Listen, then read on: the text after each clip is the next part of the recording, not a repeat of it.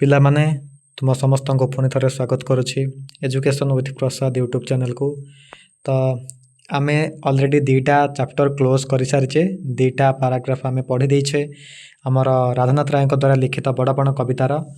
तो बर्तमान यहाँ होमर 3rd चैप्टर बा 3rd पैराग्राफ। यही भिडियो आम कवर करने बहुत किसी ट्राए करवा। तो प्रीवियस वीडियो 2टा आपण मैंने जो देखी ना तेज चैनल को जाई देखी नियंतु, यार लिंक मुझे डिस्क्रिप्शन देदेवी। तो जब किसी डाउट रोचे किसी भी एजुकेशन उपर क्वेश्चन अच्छी तो मत कमेंट करंतु किंबा टेलीग्राम रे जाई जणांतु, किसी प्रॉब्लम नाई मु आपन को क्वेश्चन उत्तर निश्चय देवी एवं यह को कवर करने मत ट्राए करी। तेज चलतु आम बर्तमान ये 3rd पैराग्राफ टी को पढ़ा। कवि राधानाथ राय द्वारा लिखित पद्य बड़पण जोटा कि आम दरबार काव्य आसी अछि। तो देखा ये कौन कहते कवि, ए अप्रिय सत्ये छलकु न धरी निज श्रेय देख चिते चिंता करी भग्न घटु आहा सलिल जेसन सरी जाऊँगी आयु प्रतिक्षण। पुणी कवि कहते आरे मूर्ख राजा महाराज माने तुम्हें जो भावुच अर्थ अर्जीव, अर्थ निज गंता घर पूर्ण कर, विश्व विजय हो करदेव सी करदेव, यह सब अप्रिय सत्य, यह सब हूँ अप्रिय सत्य। यही सत गुड़ाक तुमको सत लगुथ किंतु यह सब हूँ अप्रिय सत्य। तेणु यही सब दुष्कृत भावना को मन भितर काढ़ी दियो एवं वीर आलेक्जेंडर कौन कहते मला बेले ताहाकु हेज एवं सब लोभ मद तेजिकी कौन कर सत्व गुण मन भितर को आण एवं अप्रिय सत्य को त्याग करी प्रकृत सत्य को धरी आगू को बढ़। निज श्रेय देख चिते चिंता करी एवं निजर श्रेयता केउठारे, तुम्हें जने राजपुत्र, तुम्हें जने राजा महाराजा, तुमर वंशर संतति कौन थिले, तुम्हें से वंशर जात हो तुम्हें वर्तमान कौन है, तुम पूर्वपुरुष कौन थिले, यही सब श्रेय को चित्ते थरे निज मन भितर चिंता करी देख। भग्न घटु आहा सलिल जेसन सरी जाऊँगी आयु प्रतिक्षण। पुणी कवि कहते भग्न घटु अर्थात पिले हूँ भंगा माठिया, जपरी भंगा माठियारू सलिल अर्थात पानी, जमिति गोटे भंगा माठियार आम पानी भर्ती कर रखा जमिति पानी तक बोही बोही बोही बोही धीरे धीरे माठियाटी खाली होपरी प्रति समय जी बढ़ी बढ़ी जाऊँगी क्षण बा समय जी आगक आगक जाऊँगी आमर मध्य आयु से सरी सरी जाऊँगी। भग्न घटु पानी भली गलिला भाया आमर मध्य दिन को दिन आयु कौन हो क्षय हो सरी सरी जाऊँगी। बड़ क्रूर काल बड़ अविश्वासी हाबड़ी जीव से आचंबिते आसे। पुणी कवि कहते काल अर्थात मृत्यु हूँ बड़ क्रूर बड़ कठोर आ बड़ अविश्वासी, हाबड़ी जीव से आचंबिते आसे।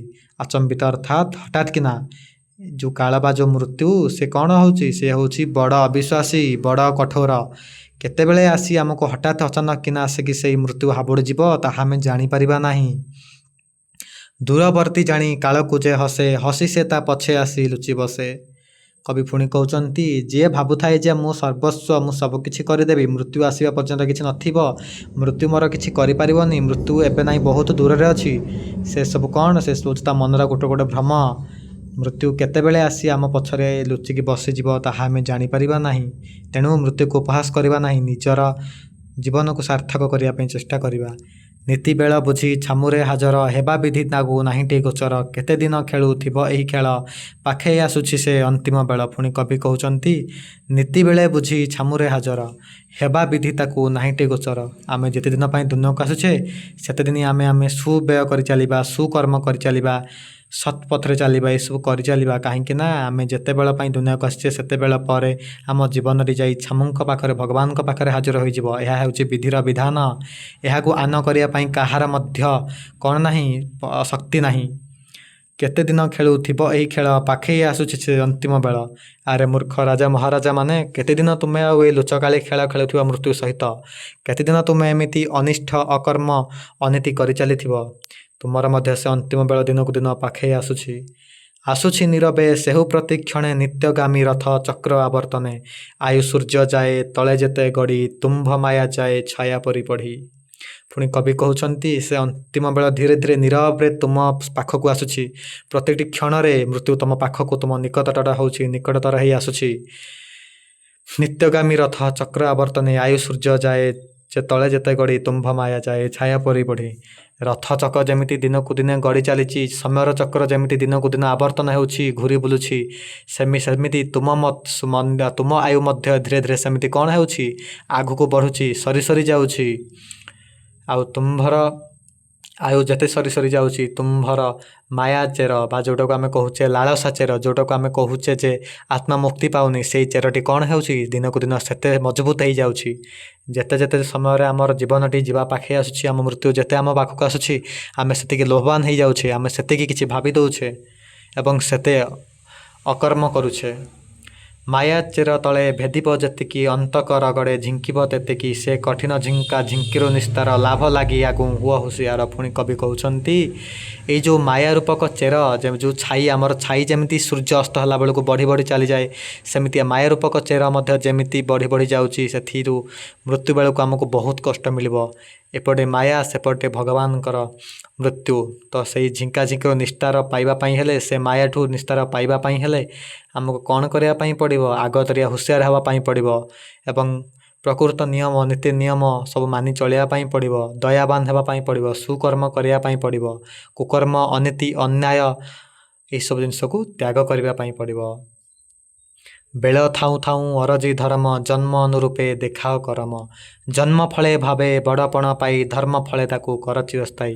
पुणी कवि राधानाथ राय कहउछंती आरे राजा महाराजा माने सेथिपाई तुम माने कौन कर बेल थाउ थाउ धर्म अर्ज आरे जहाँ तो पाप करिछ एबे मध्य समय अछि कौन कर धर्म अर्जन कर। धर्म किपरि रूप अर्जन करिबो प्रजा मानकर चित्त को संतोष कर प्रजा मानक उपर दया कर प्रजा मानक सठिक रूप से पालन पोषण कर प्रकृत न्याय दियो अनीति कर नहीं अन्याय कर नहीं ये सब कर जन्म अनुरूपे देखाओ करम। तुम्भे माने राज परिवार जन्म होइछ तो तुम्भ जन्म अनुरूप कर्म तुम्हें देखाओ तुमर प्रकृत कर्म तुम्हें कर गोटे राज गोटे मूल्यवान बा गोटे प्रकृत राजा हबार कर्तव्य तुम्हें संपादन कर गोटे दयालु राजाटीए हुआ। जन्म फले भावे बड़पण पाई धर्म फले ताकू कर चिरस्थायी। तुम्हें जेहेतु जन्म पाइछ गोटे बड़ परिवार रे गोटे बड़ कर्तव्य सहित तुम्हें जन्म पाइछ तेणु धर्म फल रूपे ताकू चिरस्थायी कर तुम ना को जुग जुग पाई एक दयालु राजा एक श्रेष्ठ राजा रूप प्रतिपादन कर। धर्म एक पोत गढ़ी विधि तरिबाकू एही संसार बारिधि धर्म रूपक एक पोत बा एक डंगा किए गढ़ी भगवान आम पाई गढ़ी विधि अर्थात भगवान पोत अर्थात डंगा धर्म रूपक एक नौका बा डंगा आम पाई भगवान गढ़ी तरिबाकू एही संसार बारिधि एही संसार रूपक समुद्र को पारी करिया पाई धर्म रूपक डंगा भगवान आम पाई गढ़ी। धर्म एका सिना महत पणिया आउ बड़पण अढ़ई दिनिया। पुणी कवि कहते धर्म होउची गोटे महतपण आउ जो सब कर्म करे तुम भावुछ कि यह मध्य महत कर्म बोली से सब होउची बड़पण से सब बड़पण तक होउची अढ़ई दिनिया। धर्म छड़ा कौन से महत्वपण नहीं किंबा बड़पण मध्य नहीं अन्य सब किछि होउची अढ़ई दिना बड़पण। बड़पण भाई एका सिना सही छड़ाई कही जा न पारई नहीं। बड़पण एमिति एक कर्तव्य प्रकृत कर्तव्य जहाकू कहीं मध्य आम ठारू छड़ाई नहीं पारिबे नहीं। बड़पण सही अंते सुधा जार सौरभे चहटू थाए ए संसार।